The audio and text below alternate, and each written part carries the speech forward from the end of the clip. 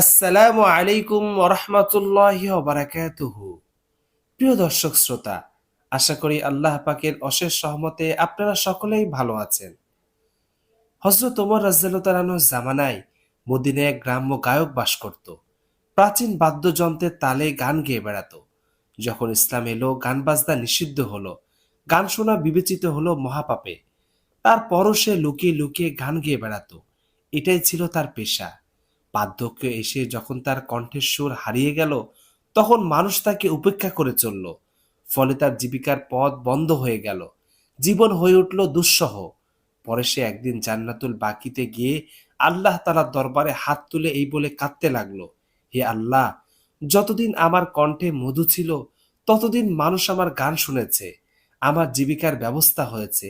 আজ আমার কণ্ঠের সুর হারিয়ে গেছে, ফলে মানুষ আমাকে ছেড়ে দিয়েছে। এখন আর কেউ আমার গান শোনে না।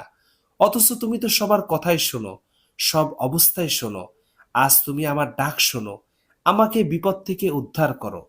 হযরত ওমর রাদিয়াল্লাহু তাআলা আনহু তখন মসজিদে নববীতে আরাম করছিলেন।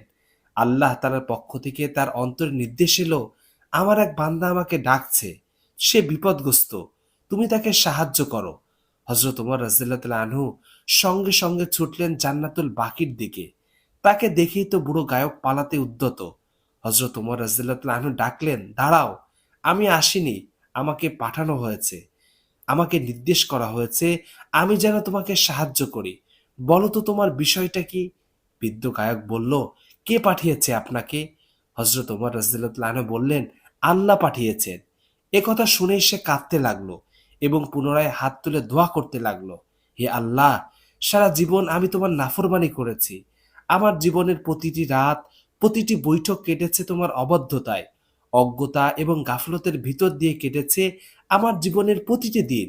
আজ যখন আমার পায়ের নিচ থেকে জীবনের সকল ভরসা সরে গেছে, তখন আশ্রয় চেয়েছি তোমার দরবারে, তোমাকে ডেকেছি। সঙ্গে সঙ্গে তুমি আমার ডাকে সাড়া দিয়েছ।